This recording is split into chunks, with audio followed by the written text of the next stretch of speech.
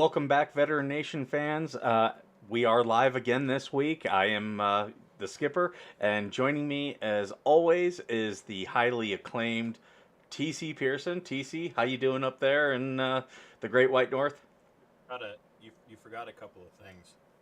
Not only am I highly acclaimed, I'm the Upper Midwest correspondent and bureau chief for Right American Media, and Yes. and I'm also senior vice president. Oh, yes, of our nonprofit that we have started here with the Veteran Nation Foundation. He is our VP, and we hope to be doing some really good things. Also the Hoping junior vice president. junior vice, the assistant to the. Uh, but yeah, we hope to be doing a lot more things to help a lot of you veterans. I'll be putting out a flyer once I have the final copy on the veterans cruise that we are planning for later on this year. So if you're a veteran and you want to take a cruise, we're going to be taking a cruise, going to Mexican ports of call. So that'll be fun. But TC is Uh, mad because he can't go. well, I mean, based on the salary that you pay me as vice president, I couldn't even afford to go down to the grocery store and get a gallon of milk. This So is true. We don't pay a lot here. We don't do it for the pay, just like our military you members. know, and this won't shock anybody. Being the enlisted guy on the show, I do most of the work, and I get paid the least. So It's a lot of heavy lifting, I'm guessing. it is. Putting up with me. You think you you think, oh, I'm gonna get the guest, which I get guests too, but I'm gonna get the You do. guest, and then you're like, I'm gonna, like, let's talk about this. What people don't understand is you do the research, but the work is actually doing the show with you That and, this is and true. This is playing the where the high stress and is. playing the straight man. Yeah. I guess I probably can't say straight man anymore because it probably doesn't mean what it used to mean in comedy. So, Yeah, I saw the messages. I saw about my new job. well, yeah, and I I don't want to keep our esteemed guest waiting, so we bring her in, and um, and then we'll show her what the heavy lifting looks like on this show at the end, because this, and let's be honest, the topic tonight is gonna we kind of have a track record going here over the last few weeks of Hmm. some pretty heavy topics, Heavy um, topic, but an important one. and an important one, yeah.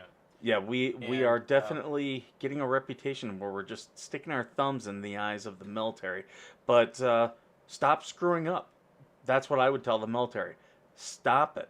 You know what you're doing wrong. Knock it the hell off. And and the VA, the VA oh, and the the VA as well. military in general. Just can you could you, you know what? Just stop would be great. Whatever it is, just stop. Yeah. And and and I wanted to address real quick too, the mother of Private. There's been Private so much holiday. going on. Yeah, Halliday, Private Halliday. There's been so much with Private Halliday, uh, and I know that his mom. You know her name off the top of your head? I feel really bad. I forgot it. Patricia. Patricia. Patricia, if you're watching this, if you're paying attention, please reach out to me. I have been in communication with a investigative journalist. I was actually on the phone with him today, and he would love to pick up your story. In fact, he's already prepping to file FOIAs on your son's situation with the Army.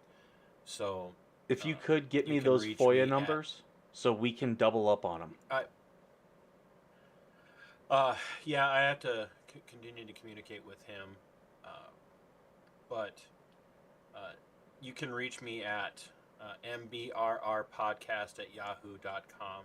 If you're on Twitter, you can find me at Robe Regiment. So uh, please, please, uh, reach out. I want to help you get some answers, and the only way that we're going to get answers is external pressure from people who know how to bring it. And we're talking about an individual who has done investigative work on the truth behind Waco, especially the truth behind OKC.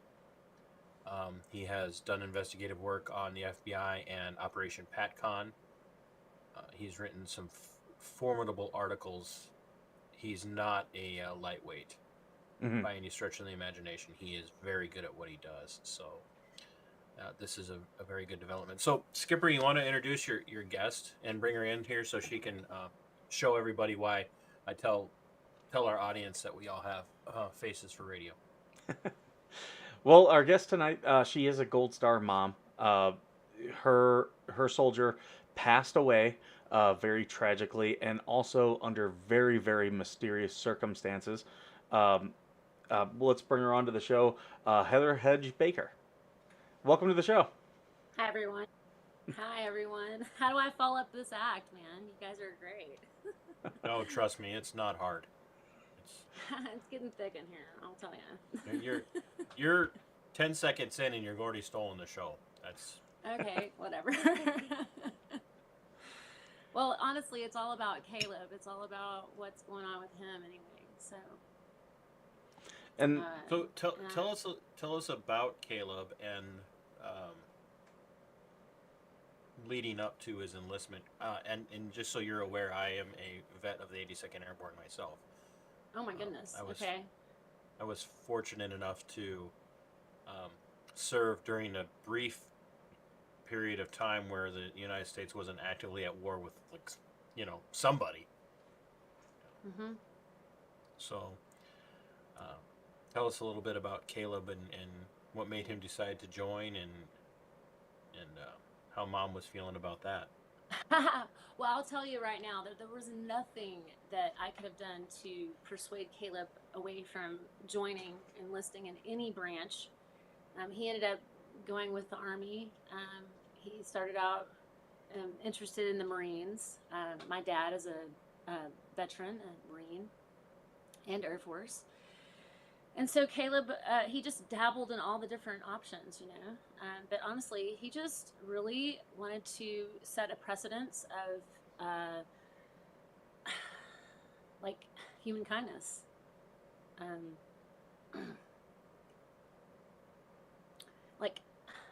Like being available to serve, to do, like, he was only 12 points away from a perfect PT score, he was, from the time he was a little boy, I've got pictures of him up here, just like by the American flag, and he's like 5, he's just always looking up at the flag like it's something really precious. And I guess to me it just represents the fabric of America,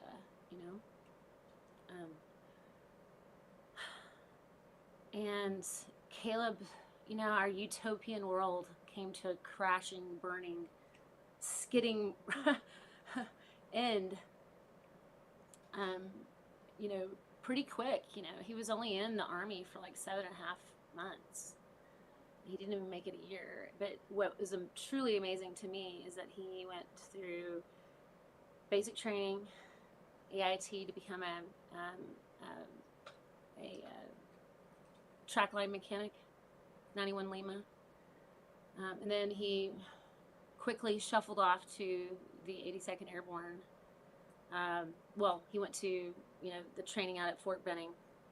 And that was just extraordinary. He was so excited and honored to be a part of that, and just to be able to train with everybody.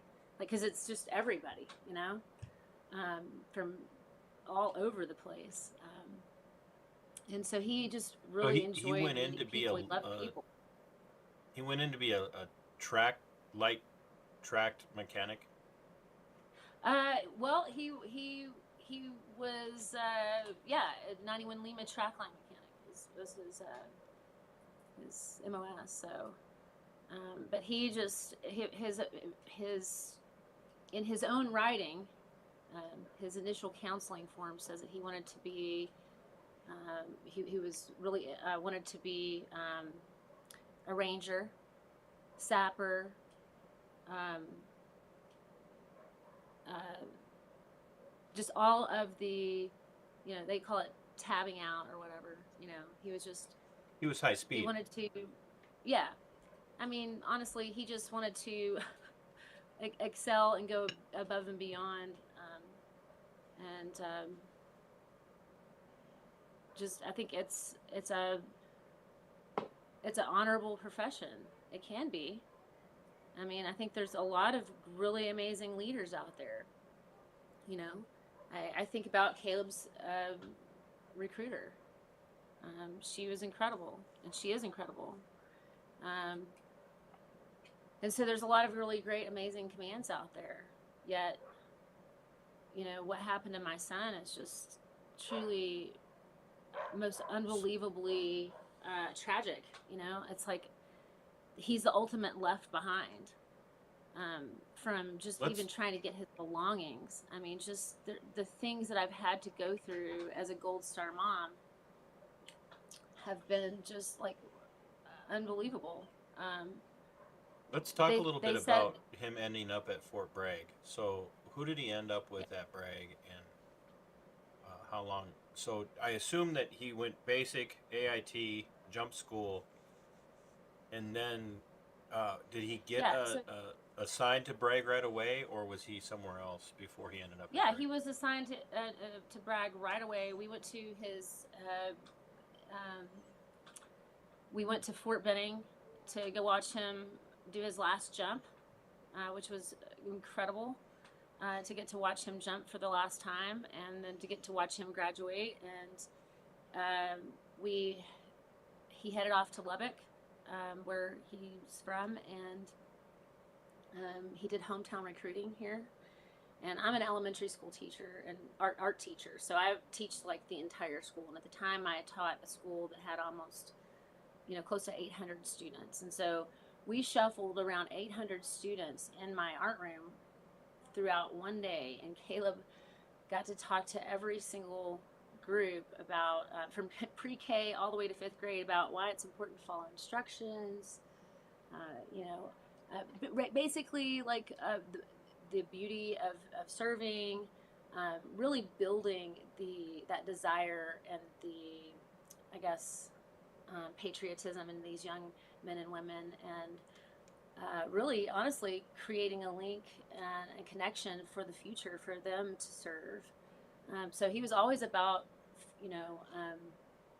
building the team.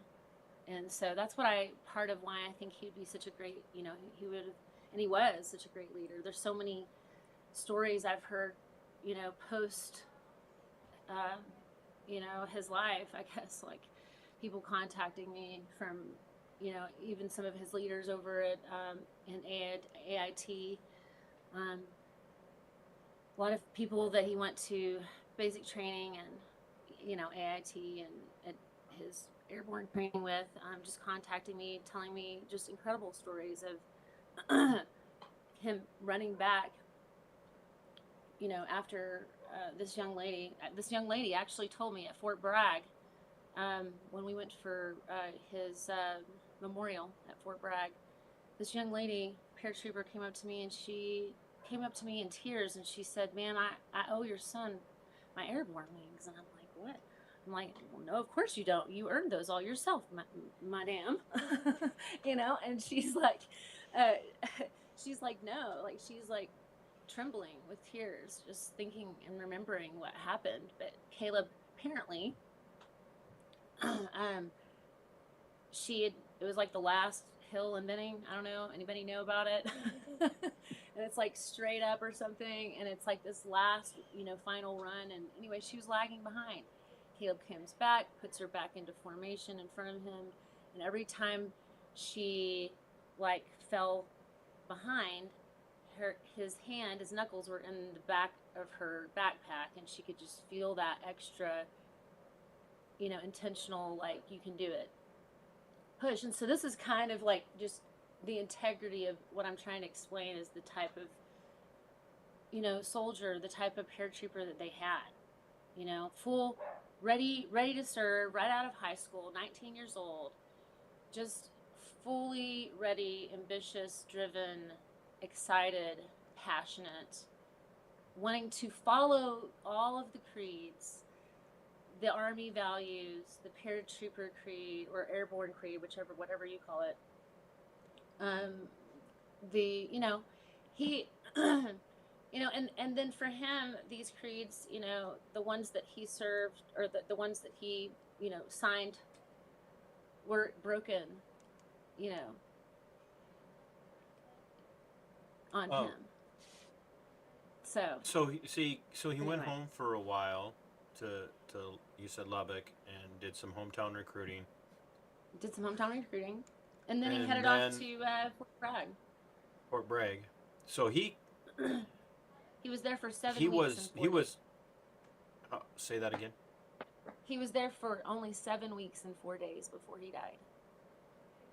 So So that was his first and final duty station. I know it's not going to be easy, but can you tell us what happened? You know, how did he, pass? What ended up taking his life? Do you Well, know, and how is it being portrayed? okay. Well, there's a lot of questions, I would say. There's a lot of um, contradictions in the investigations that I've read, the CID investigation, the 15-6, the line of duty investigations. These investigations are very contradictory. There's 2 dates where Caleb possibly could have hit his head on this trackline vehicle that he's working on. It's called a Deuce M105 Earth Mover. And it's either the 9th or the 13th. And I would say that based on my research and my investigation, I would say it's most likely the 13th is when Caleb hit his head. But there's so much contradiction about that, and it's almost like they're trying to And it's um, he hit his head not significantly to the point acknowledge where that day. it was to the point where he thought he had to go to the ER, correct? Yes, I mean, and he started having headaches. Apparently, he fell out of touch with me. We were supposed to talk on the phone. He didn't feel like it. He said he hit his head.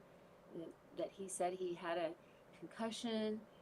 And I mean, it was like the 1st Brigade was employing back in, 2nd Brigade, which he was in part of, was headed back out, and there was a lot going on. There was this shift happening. And so I know that there was a lot going on. Caleb was very much would act like nothing was wrong with him. He would push past whatever pain he was having or whatever. He was like that. So for him to reach out or to miss a formation, which is what happened to him, is he ended up missing the formation on the 14th. And the 15th, he went. So the other puzzle piece to this is that Caleb was sent. He went to the ER 3 times. The first time, this is to the Wamak Army Medical Center. The first time he was turned away, and that's like his first sergeant, and there's upper leadership is saying, reporting in the CID investigation that, that he's been turned away from the Wamak Army Medical Center on the 13th. For those that are listening, so, we have a calendar.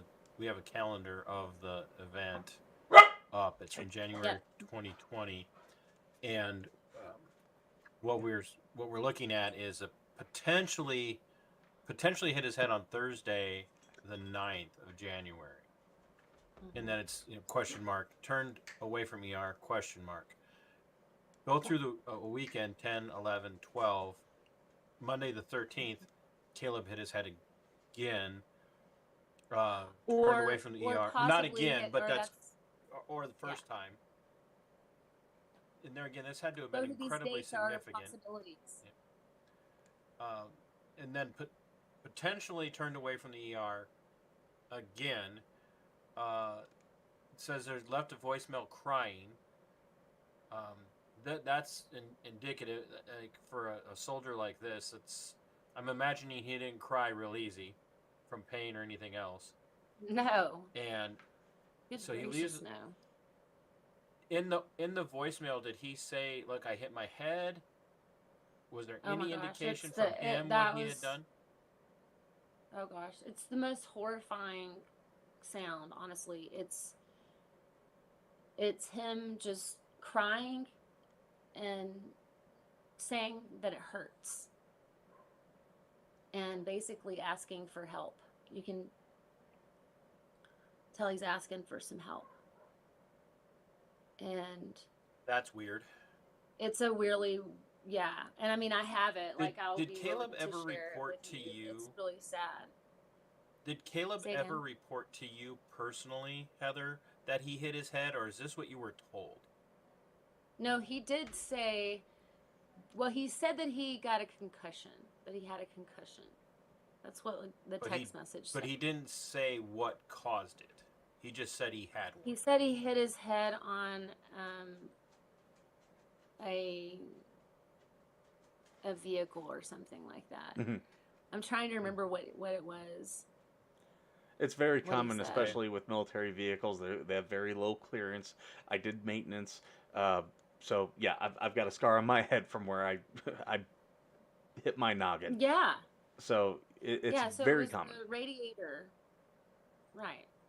Yeah, so So- it's this radiator of the so he- deuce, and it tracks up like a 45-degree angle, and he kept coming out of it real sharply.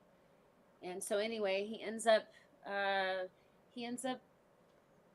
not showing up to formation the very next day, and And there is a at the reported same ER time- visit that day. yes.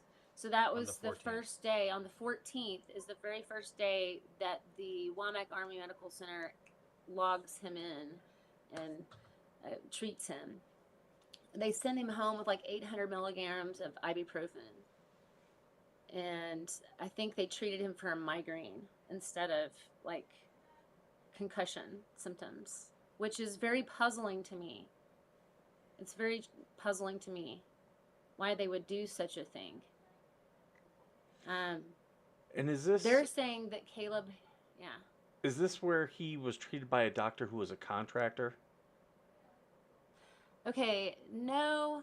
Okay, They're saying that doctor is on the 15th. okay, we'll get into that then. Yeah. So They're saying that yeah, he's let's on bring the, that that calendar that back con- up one if you could. Mhm. Yeah, so yeah, so he went goes to the ER on the 14th, and then again on the the following 15th. day, which is on the, like early morning of the 15th. So he went kind of later on the on the 14th, and then early on the 15th. So he was back really fast That into was the the, ER. yeah, that was a sick call. That was a sick Like call. So really instead of going to fast. Pete, They probably sent him He's away on the showing 14th and told him to can't- come back tomorrow for sick call. He couldn't even keep water down in the hospital, in the ER. He couldn't keep food down. He clearly needed more care. They did a CT scan, and they noticed that there was swelling in the sinuses, which, if you look up what ends up being their what they say Caleb died of was acute bacterial meningitis, which, if that's the case, then the CT scan shows swelling in the sinuses, which is a symptom or a sign of acute bacterial meningitis. Clearly, they needed to do more for him. And even the toxicologist that did his worked on his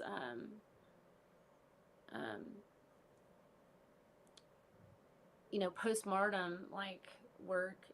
She said that it would raise red flags at the command because no prophylactic was needed on base for any of the other soldiers, meaning that acute bacterial meningitis is highly contagious, and nobody that was around Caleb, people that saw him or took him to the hospital, or sat with him, like this young private that sat with him, who ended up coming over and checking on Caleb, I think on the 14th, early on the 14th.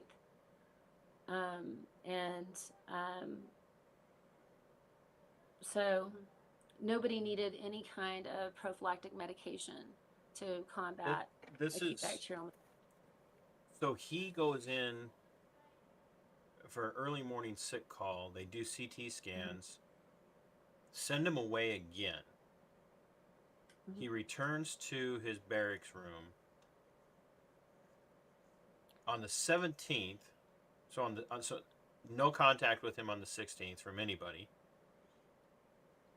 No contact on the 17th.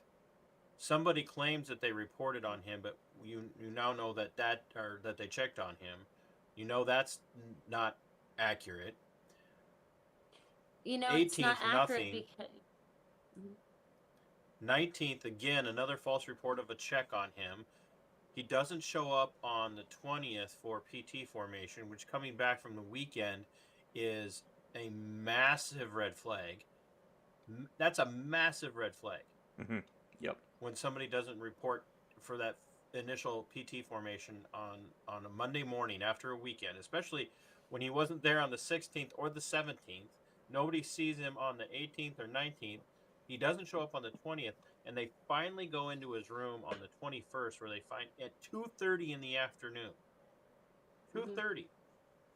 That's an untenable. Something's clearly not right. There's somebody's not telling the truth here. Yeah, I'm honestly surprised they didn't name him AWOL. Now, how do you know? It would have taken a little bit longer for him to be called out AWOL, but you alluded to that. How do you know that those checks didn't occur? How do I know that the checks? Were they on those 2 days where they said they gave false reports? You made an allusion to it, and I want to get to that a little bit. Oh, okay. Well, the simply because Caleb's phone records show that the last time he ever made a phone call was on the 15th of January, or responded to a phone call was early morning of the 15th of January, which is also the last day that he was at the Womack Army Medical Center. Early morning. And then he comes home, I believe it says on the calendar there, the last time he opened his door was like 10 something in the morning, right after he got back from the ER. Mm-hmm. Because it's on their key card entry. And nobody entered his room to check on him at all, because they didn't find him until the 21st. If they were checking on him, and that's a first place that his squad leader, that his platoon sergeant, his platoon leader, the company commander, the first sergeant, all of them, the first place they're going to look for a soldier like this, especially who has no roots, is the first place they're going to go is they're going to go check his room. And his roommate's piling up stuff at his door and putting little sticky notes on the outside of his door saying, hey, we need to clean up because we have inspection soon. And then this same roommate starts spraying Febreze because there's some sort of weird stench that keeps coming out from Caleb's room. Whoa, wait a minute. What? He's got an actual roommate? So is this a suite style barracks room, or is Yes, it? Sir. Oh, with the common area. So it has the common area, it has the 2 rooms, and then the bathroom. And yes, he's got a roommate. His roommate's putting a sticky note on his door, saying that he's knocking on his door, asking him as if he's okay, and Caleb supposedly responding. There's also reports that there was sounds in Caleb's room the day before he was found, and that his body was found on the floor of his room, partially covered up. He was naked, and the photos that were given to me are unacceptable. If they can give me clear photos of my son and his autopsy, and here we are in 2023, and that was 2020. Technology hasn't changed that much, if not gotten better. And why did they give me grainy black and white photos that are about that big on a sheet of paper when first of all they redacted that information from the initial report they gave to me, and I said I would like to have that information, please. And they said, well, we just didn't want to give you further suffering. And I said, please bring on the suffering and give me my photos of my son. And those are the ones they gave me. And so since for a year and a half or more now, my attorney that I have myself has written a FOIA requesting so much stuff, but that's one of the things that we've requested and still Heather, don't have. I'm gonna need you to email me when we're done with the show. Absolutely. Yeah, I mean, it's just been like since day one. I mean, they've just been trying to cover up his death since day one. You know, they told me it was going to take 3 weeks to get, or 4 weeks to get Caleb's body home, something like that. And my Congressman Jody Arrington helped me initially to get that moving faster. And there was just so many red flags that just kept going off. Like, they waited an entire week to tell me that his body was too decomposed to be viewable. That tells me that Caleb. I'm like, something's not right here. Yep. Something is not at all right. I call it negligent homicide. I'm not saying he didn't hit his. I'm not saying he didn't hit his head, but I know. There's other things. There is There's something incredibly fishy about the idea that his roommate, his barracks roommate, it's the only response to not seeing this, for lack of better terminology, what was ostensibly his non-deployed battle buddy. He didn't see him at all, but he smelled something and was spraying Febreze, but he didn't report this to anyone. He didn't report it to the first sergeant, platoon sergeant, company commander. Nobody. Right. No, he didn't report this to a cotton picking person. Right. They ended up having a conversation between the corporal. See, everything's redacted in these reports, so I have to say corporal redaction and private redaction and specialist redaction. So apparently, the corporal, whoever that may be, knew about it because he mentioned it in his conversation to CID that he knew that the smell was coming out, and he said, you should check on him then. And my point to all of them was, no, then, because they're having this conversation in a common area, right? Where's the command staff saying we should be checking on him? Mm-hmm. Yeah. Right. Their accountability formations. You know what they told me? Corporal. The corporal should have his ass kicked all the way down to Fort Leavenworth. Well, the corporal acted defensive in the investigation when he was being investigated and asked questions. It was wrote about that he acted defensive and that he said he didn't remember what friends he was with, and that he said that he, like, whenever the weekend that he was hanging out with friends, he didn't know, because here's his alibi, he didn't know which friends he was with, but he was with friends, you know. And that that he called Caleb on the 17th of January to check on him, which I clearly, quickly figured out was not true, just based on the fact that I checked Caleb's phone records, and the only person that called Caleb on the 17th of January was me. Mm-hmm.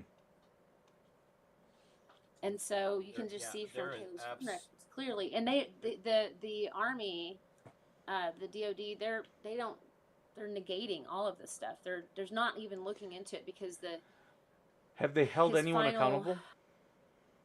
No, they have not. They held one private account. He was I think a specialist, accountable because he lied about checking on Caleb. They found one person, but they did not do judicial punishment. He just got ranked down for the death of my son, for negligent homicide. And it wasn't just him. It was other people that kept dropping the buck on him. Mm-hmm. Nobody is leading these guys and showing them how to do things. And Colonel Oten himself walked me on that base and told me that he treats those privates and those young paratroopers like their family. And he kind of has to, because they're young. You frequently leave your family suffering alone in a room. I'm going to ask you a really tough question, Heather, and it's just so you know, Mike told me you were coming on. He told me about Caleb, but I intentionally did not read anything because I wanted to be able to respond to this in the moment and try and ask questions in more of an investigatory way. Cool. And that's why Mike keeps sending me stuff. He knows I'm going to try and come into it as cold as possible. But I know that you said Caleb liked to help people, but he wasn't a small guy by any stretch of the imagination. No. Did he have a temper? Not really. He was pretty calm-headed, but he would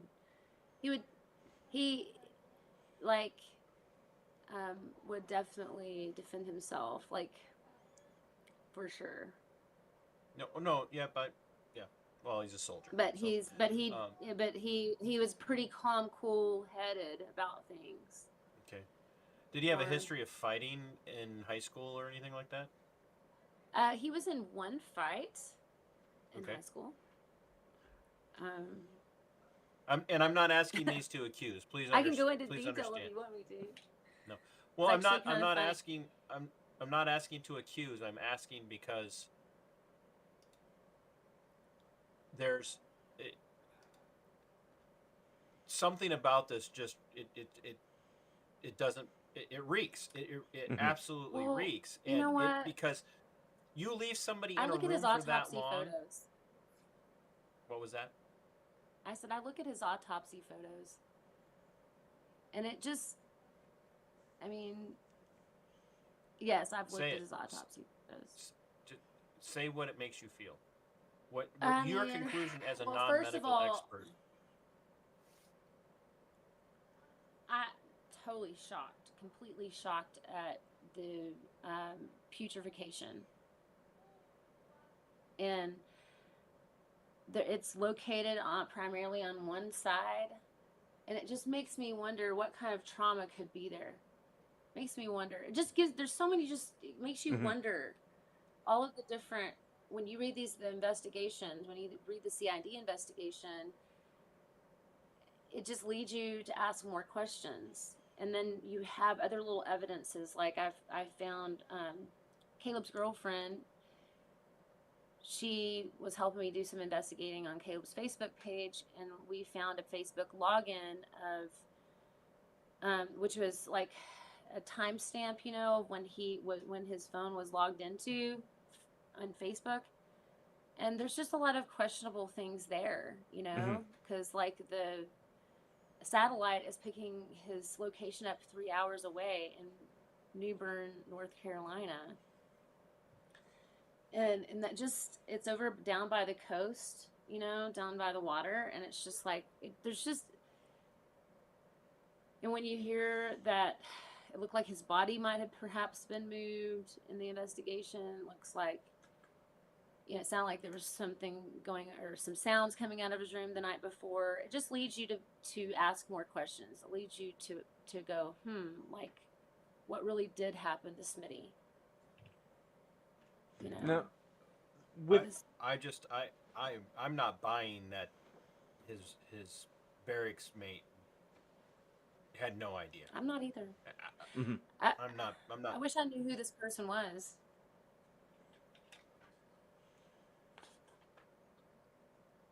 Well, go ahead and put that picture up. If anybody knows who this person is, if anybody knows Oh, we're going to Caleb's get to the roommate bottom at of that it. time, please let me know. Reach out to Heather, me. we'll find somebody to help us get to the bottom of this. That's why I want you to email me No, it's after. just horrifying to see him on the floor. I think the most horrifying pictures I saw were just him on the floor in rigor mortis, like past rigor mortis, in the fifth stage of decomposition, the putrefaction stage. Just like, Well, what's see, so yeah? What's so telling his about room this was is that completely disheveled. There's so much trash and stuff all over the place. Like he's right. laying on the floor. We're talking a small room. If he's not capable of getting out of bed to go to PT or to chow, and he's not getting out of bed to just go lay on the floor either. And he's not getting out of bed to go use the phone because, quite frankly, he has a cell phone and he didn't use it at all after the last call. He basically, yeah, I, obviously didn't use it after his last call. I'll tell you, you just had something up that absolutely pisses me off. Is when they redact names of individuals involved. And I'm not talking about witnesses. I'm talking about like, yeah, you can tell right there. Whenever they investigate, like, they block out the investigator's name and stuff like that. It's like, that's material stuff. Those are government employees. That always, whenever they do that, and I've done my share of FOIA requests. Whenever they do that, I've found They're most hiding of the something. time, yeah, it's hiding something. There's something nefarious going on, and I've got experience with that. Investigators halfway through Caleb's investigation. They changed CID investigators halfway through Caleb's investigation. Things were going pretty smoothly. I thought I was getting some maybe I don't want to say answers, but I felt like we were on the same team, me and this other investigator. Mm-hmm. And then they up and moved him out and moved this other dude in. Noe Hernandez. That's his name. That's right there. You And felt a connection with the initial investigator, and he got taken off the case. Yep. And so here comes Noe Hernandez, and ended up telling him. What's the name of the investigator you were meshing with? Adam Armstrong was the first investigator, and then Noe Hernandez popped in, and do you know if Adam was a sergeant, a warrant officer, lieutenant? I knew he had some other positions previously, and I know he moved on. I don't know. Right, but do you know if we weren't in bad terms at all? Do you know was he higher rank or with either of the investigators? What was their rank? Were they, I don't know actually. Okay. It's a good question. I don't know. I can find that out. Perhaps. That's a good question. Probably. I mean, I just feel like they put people in these positions just to give them a badge of honor to move them on up and out to the next thing, to give them whatever they need to move on, to be whatever their career path is. It just adds a little bit extra. Now, I do want to get into a little bit about the doctor, because was he the doctor that did the autopsy that was the contractor? No, they're saying the 15th of January. They're saying that on the 15th of January that there was a contractor that if anything had gone wrong, it was his doing. But they're not even saying what he potentially could have done. They're just saying that since he was an independent contractor, they're just dropping the claim completely. Like we're of course going to do a rebuttal. They're not responsible for someone that they contracted. But that they are not responsible for Caleb's death because it was an independent contractor that Caleb was seeing. That's an important thing because contractors, when they work for the government, they fall under the same rules, everything, as government employees. Yeah. So what they're saying to you is 100% false. We just went through this with the whole, with the jab and everything. They were making a big deal about contractors getting the same thing that government employees would. This is the stipulation, though, it's written in the rules of the Stiesel Act. Richard Stiesel. Anyone know who Richard Stiesel is? I didn't know about it until we talked the first time. Namesake of okay, so we have this doctrine called the Ferris Doctrine, which is a case law doctrine that basically, says that due to incidents of service, that basically anyone that serves in the military, your death is due to incidents in service, and so therefore you cannot sue the United States DOD or whatever government for incidents of service for working in the military, no matter what. No matter if it was a murder or negligent homicide or medical malpractice or anything. So we need Congress to define this term, incidents of service. Mm-hmm. That's kind of on standby. But here's the deal. They did a amendment, so to speak, of this Ferris Doctrine for medical malpractice back in 2019, I believe. Richard Stiesel, he's the namesake of this amendment. They just denied his claim. And then, of course, denied Caleb's claim. So even the namesake of the amendment to this Ferris Doctrine, the Stiesel Act, didn't even get a claim. I'm going to ask another question. Caleb was an athlete of some sort, I would assume. Football, baseball. Yes. Oh my gosh, he was a runner. I knew I liked this kid. Oh yeah. Cross country and long distance track stuff. Oh yeah. Oh jeez. Yeah, he was more of a. He's me reincarnate, but I'm not gone. So. Yeah. He actually at the high school that he attended has like this little showcase. Has his letter jacket and all of his awards and stuff. Don't get jealous, Mike. You can't look like that anymore. I'm not even gonna try. I'm in so much pain just sitting. Caleb's he's always trying to flex on everybody.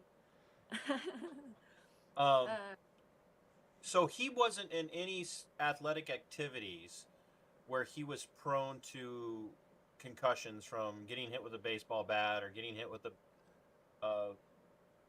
bat, like full contact football. He wasn't getting concussions on a regular basis in school. Do you remember any time in junior where high he played football a couple seasons, I think. But it was nothing notable, like, oh crap, he's got a concussion, we better take him to the hospital or anything like that. No, and it was more like if he had a complaint, it was more like his hip or whatever, but nothing head injury related. So he's never had brain surgery because the thing is that acute bacterial meningitis, they say, is you can get it through head injury or brain surgery. Having that's what was written in the autopsy anyway. Sure, you can get bacterial meningitis from a head injury, but it doesn't normally come from hitting your head. Not that kind of head injury. Mm-hmm.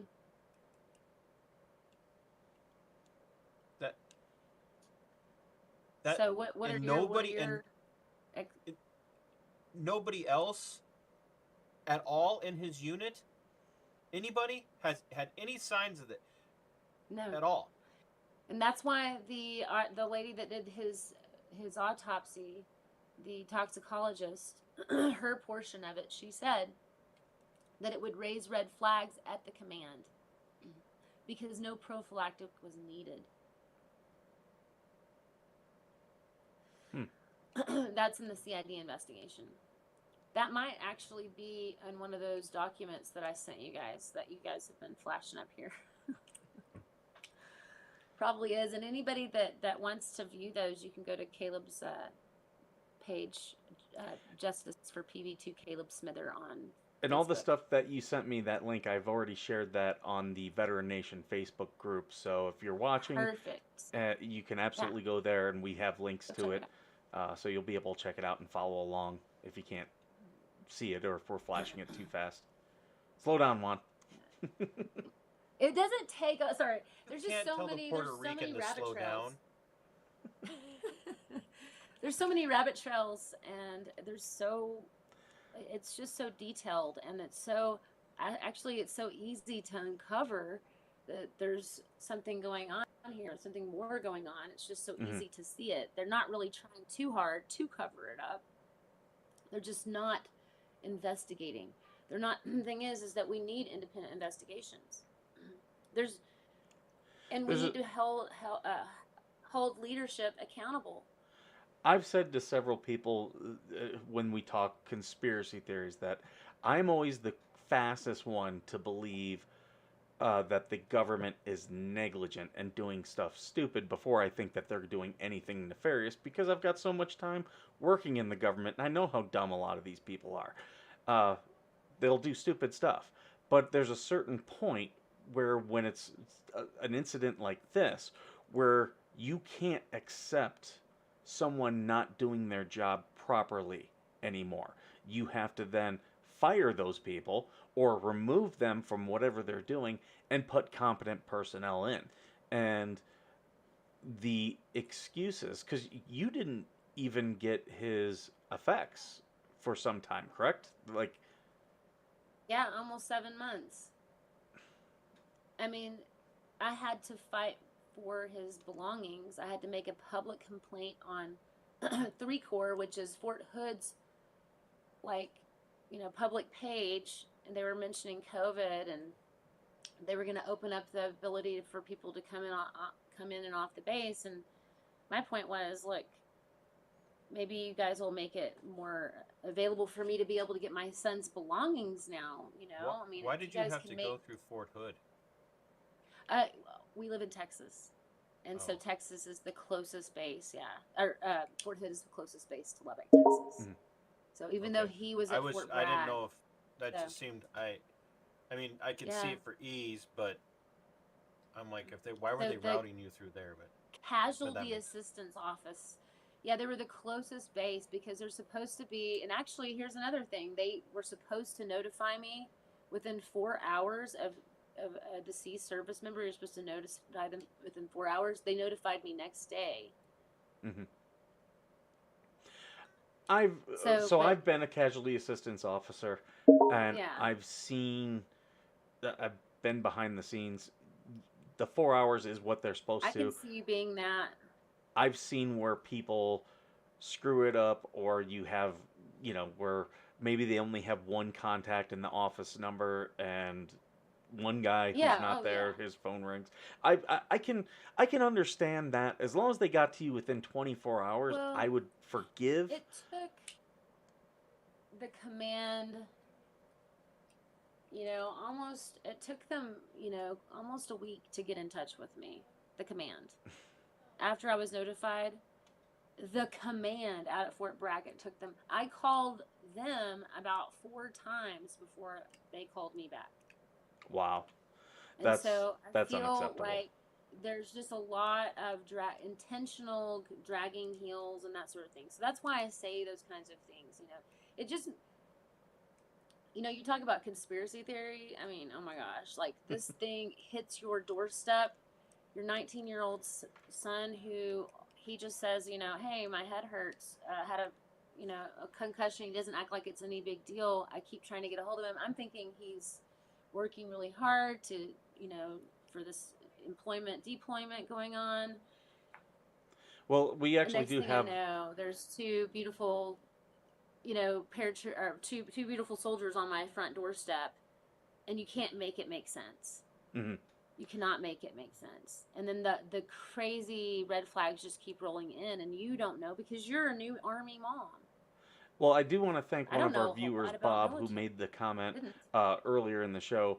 Unfortunately, this is pretty typical behavior for leadership these days. I've heard a lot of horror stories from my kids. The Army is broken.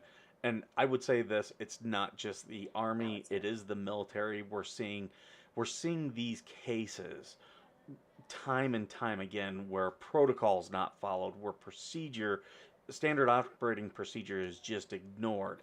And those things are in place to prevent problems, to prevent, you know, these trust issues. Because we've seen this before, and we're seeing it again and again and again at Fort Hood, here at McCagsey. I've done a couple videos here recently about the stuff I've seen there. It's disgusting. It's the military needs to start cleaning itself up. Mm-hmm. Yeah, I mean, like I said initially, mine and Caleb's whole we wanted to build the team. We're all Mhm. about building the team and being a teacher myself. Here I have the fabric of America right at my fingertips. We were doing all kinds of stuff. We were doing Christmas cards with soldiers or for soldiers. We were doing all kinds of stuff. Caleb was coming out doing his thing, giving his spiel, talking about how important it was to follow directions. Because if you don't follow directions, what can happen if you're a paratrooper? Oh, you might break your knees. Now we are. You Well, might you might speaking as hurt an old yourself. You could paratrooper, die. You didn't speaking hear as what an old happened. paratrooper, we're notorious at not following directions. But that's why they wanted us as paratroopers, because we're used to getting thrown out the side of an Air Force aircraft, which I just have to throw this out there, is safer than being on the aircraft, Well, especially when it's landing. And I know you guys are crazy, uh, but anyway, no I wouldn't doubt, disagree. right? I But mean, well, hey, I've had that's what made us two so static that's what made us so effective in World notes War II. myself. We got scattered to the four winds, and we're still able to form up in small groups with people we didn't even know and take on the enemy. So I love that he was telling kids learn how to follow just instructions. But knowing he was a paratrooper, he was probably really bad at it. There's a reason why a Well, claymore says on the he front was of it, aiming "Point high, towards enemy." Yeah, that's for the Marines. I guess my point there was somebody that was told to take care of Caleb and put in charge of him. And if you look at the creeds themselves, okay, so here it is. Here's the NCO creed. Competence is my watchword. My two basic responsibilities will always be uttermost in my mind: accomplishment of my mission and the welfare of my soldiers. Okay? So say what you will, make your jokes, but here's the truth and here's what it is in your own writing, in your own creeds, and what you sign up for and what you signed your name to and you said you would do. The same notions are uttered, in the paratrooper's creed. I will never fail my fellow comrades by shrinking any duty or training and fighting as a team.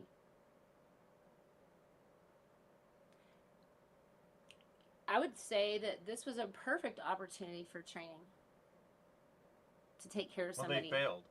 Yeah, to shine. They absolutely failed. Every They NCO. completely shirking responsibility.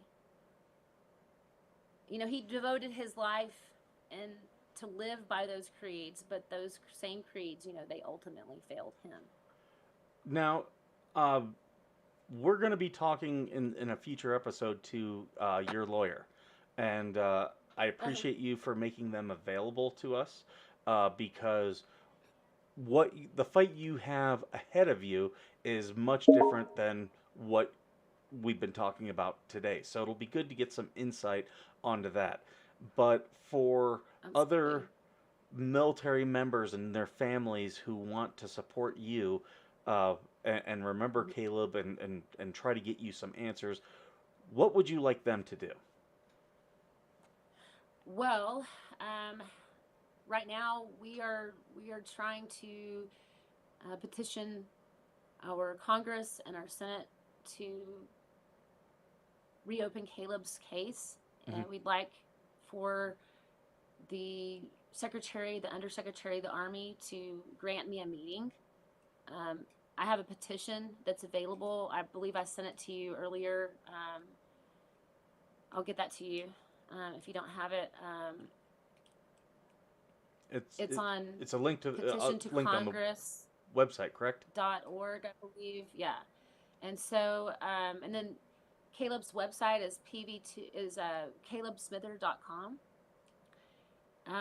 where you can find a lot of the news articles and things that have been written about him, pictures and different things. You can find a link to a lot of the investigations and pictures of documents and um, um, proof and data and all kinds of things on there. I've got, you know, statistics that the Congress recently did that says 75% of our service members die non-combat deaths, and of that 75%, 93% die on U.S. soil.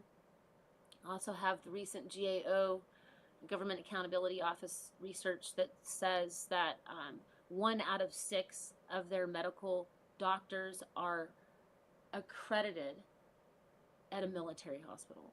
That means that they're licensed to be a doctor or a nurse. 1 out of 6 on a military hospital. You think that there would be a greater number of people that would be like, you'd think that we'd have a better medical care in the military, but as I understand it, even in the veteran world, it's just the VA hospitals and such, as well as the, you know, military hospitals are just riddled with malpractice everywhere, it seems, and these loopholes, like they're trying to do with me, saying that this is an independent contractor.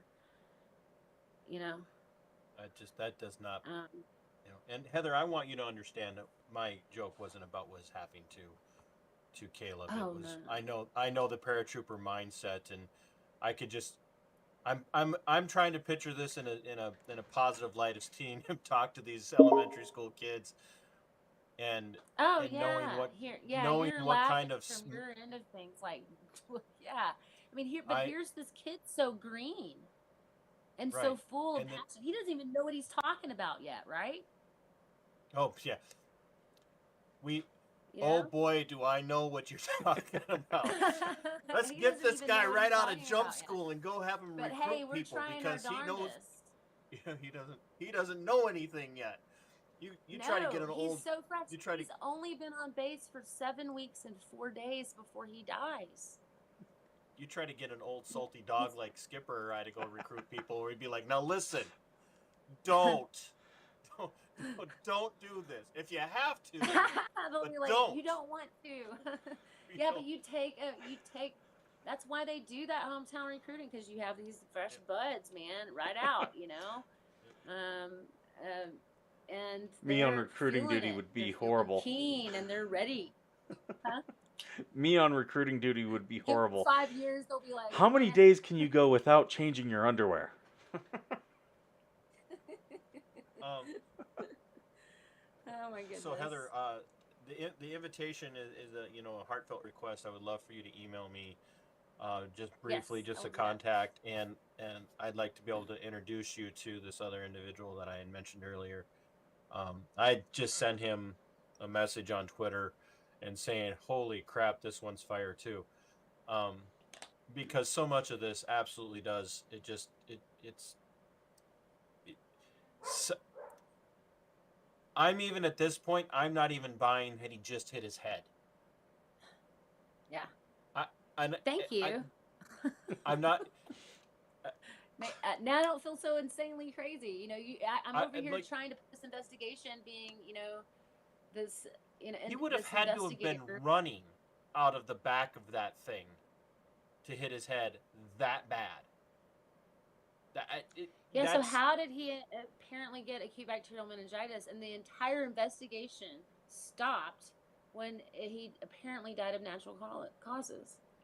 I found his medical records. I FOIA'd his medical records before they even knew to FOIA him or knew about his medical records. And I said to the CID, by the way, I don't know if you know this, but Caleb had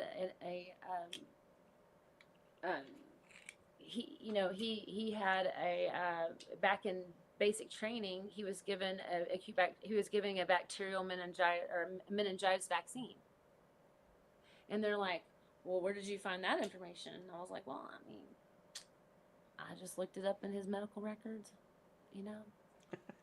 And then, of course, they quickly found his medical records and looked at that, and then had an answer for why, because it was acute bacterial meningitis.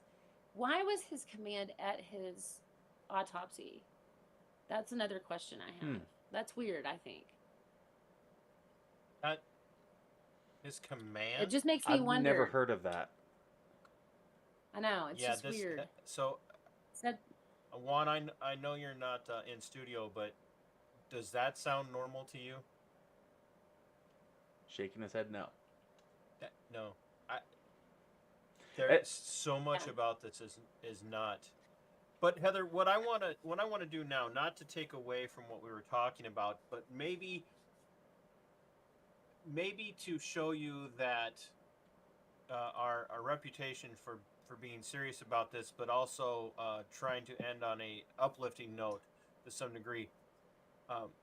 I want you to sit through what I have to sit through, because Skipper likes to do this thing that he calls his elevator pitches. And all right, let's hear it. And what this consists of is his crayon-eating marine mind coming up with show ideas for new sitcoms and dramas to do a 30-second pitch to a TV producer. And he said he had some ready. And so here's what we're going to do. We're going to let him read his pitches, and I'm going to let you respond before I shoot him full of holes. Oh, my Lord. Okay, let's hear this. Come on, Skip. You are a art teacher, so you and I were both creative, so I think you're going to really love these. Okay, so oh my gosh. He can't, Skipper, Mike, you don't get to suck up to the guest I have try to and sell get her them on your side. No. This is my elevator pitch. Got to sell it. You see why I don't get paid enough? There's a writer's strike in Hollywood. Someone's going to see this, and they're going to call me to Hollywood to be the next producer. It's happening. Hollywood will go on Let's strike hope. after that. Okay, so this first one is a Netflix, HBO style show. Chris Pratt is a former NFL player who owns a grocery store in Vermont that is smuggling prescription drugs through Canada. It's called Green Grocer. Oh my God. No, God! No, God, please, no! No! That's enough. Do you see? Do you understand? So the next one is I'm so sorry. Totally different shift. It's a comedy. Okay, let's hear it. It's a historical comedy. Zach Galifianakis stars as President James Buchanan, the worst U.S. president in history, in this comedy. He's joined by Danny McBride, Justin Long, Annie Lederman, and Craig Robinson as Buchanan bumbles his way through issues of slavery, secession, and Kansas's mission as a state. It's called Rule of Flaw. Holy cow. Do you just go to sleep, work on these through your sleep, wake up? Is this an all week thing for you? How does it take you The gears are always turning. They're always turning. Oh my Lord. I don't know that you want to claim that your gears are always turning after those last two ideas. That's I haven't even had to say anything and she shot you down. So like you even sucked up to her. Just call me Annie And- Oakley. Yeah, you shot right down. You guys are missing out. These are Oh my multi-million-dollar ideas. Dude, you're gonna make millions. Do you I know have it. more? I believe in you. No, I just have those two for this week. Remember me Oh, when you're thank you. famous, please. I know that Juan My has got Emmy to have, speech. You know how when you do like a wine tasting, you have a palate cleanser. I'd like to There, thank. I knew we were gonna have a. I'd like to thank everyone from the Academy for. Is that the Golden Falcon? It is. It's our Blue Falcon Award. We haven't done Oh, a Lord, Golden I just want Falcon for a everybody- while. Before my nomination for Golden Falcon this week is the United States Navy Command choosing to use transgender drag queens to do recruiting for the Navy. Juan, real quick, I sent you that story. Could you put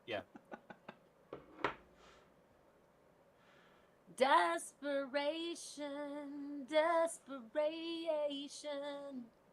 Yes. God. If they could Naval if they could naval just clean up their recruiting act, numbers. then maybe it would be so hard to recruit people. Naval recruiting If they numbers are would down just- for the second year in a row, like they are here with in the Army and the Marines and in the Air Force. Shocker. The Navy's Shocker. response, the Navy's response, is to use drag queens. Are we sure that they recruit. didn't hire the marketing execs that And Bud Light just to- fired? Lower the recruiting expectations. Dylan Mulvaney, spokesman for the U.S. Navy. Sure, you have drug convictions. That's- Come on in. Do we, You killed we somebody? have- Come on in. do we have a vote on the? Can we give the Falcon to the Navy for that one this week? I think they're deserving. Okay. Yep. Hands down. Or, But wait until all these Annie's recruits up, find number out when two. you get to MEPS, they look at your butthole. Oh my God.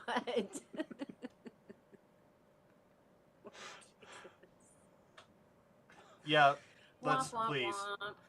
Let's please wrap. Can we palate cleanse? No, they're not barracks. They're dorms. We're not peasants.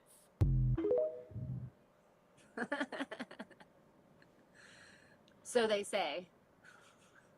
Oh, that's breakfast in bed in the Air Force. Heather, thank you very much for sharing your story.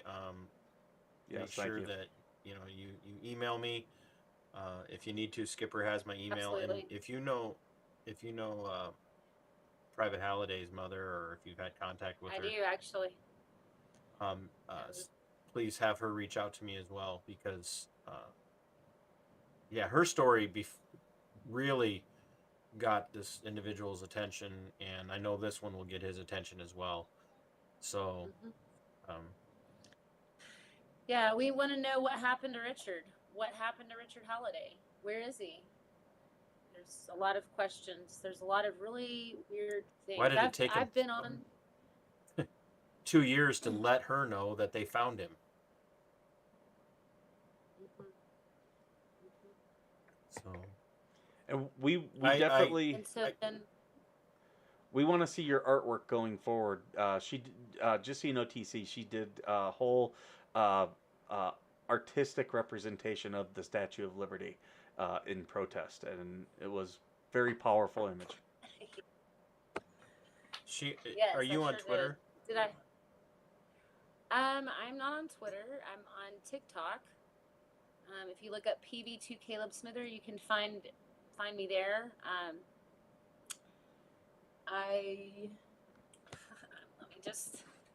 Let me just take you in here, and I'll show you a few things about my protest art. Why not? So.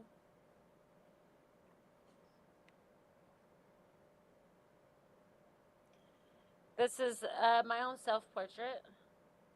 As you can see, I have sorrow scrolled on my face. Remember I told you that I made a public complaint on 3Core? I changed my profile picture to that to make sure that they knew exactly who they were talking to. Here's another Gold Star mother, Terry Caserta of the Brandon Act. It was an act that was passed a couple years back that they're still trying to get the DoD to implement. Mm-hmm. And I scrolled the word warrior across her forehead. Her son was Brandon Caserta of the Navy. This is Shanta Block. Her sister died of a murder-suicide about 15, 16 years ago, and she's a lot of the reason that she was kind of one of my nets, my rescues, walking me through all of this. All of these were cover-ups. Of art, yes. And then here's another piece that I did of myself.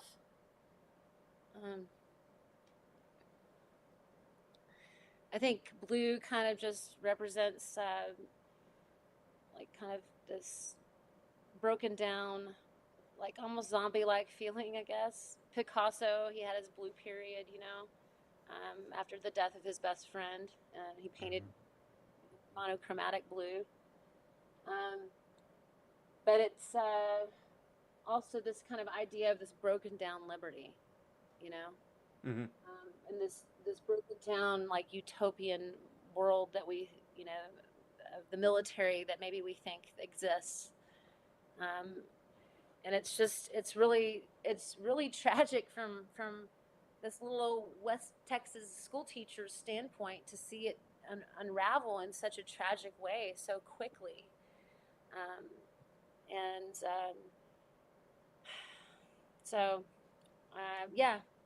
I stood out in front of Fort Hood, my very first protest out there at Fort Hood. I painted myself blue, dressed up like you see me in the painting. So I was trying to make a statement. I bet that got some attention. Well, I sure hope it did. I stood out there with my bullhorn and I let everybody know what happened to my son, Mm-hmm. And I was there with other families as well. And I'm just fortunate to have gotten to know so many amazing families that also know my brand of pain, unfortunately. Yeah. We have your back, so Heather. Thank you. We have you. your back, and Thank you. Skipper, make sure you get her my email so that I will. she can get that all. And Justice for Pvt Caleb Smither. Everybody go to the website. I think we can just. It's calebsmither.com. Let's just end there. We don't need to do a goodbye. Just Skipper, let's just take it out. All right. Ladies and gentlemen, special thank you to Heather and for coming on, telling her story about her son, Private Caleb Smither. And we will be keeping up with her fight, and we'll keep everyone updated, and you can go to her website. And as always, thank you for being worth serving.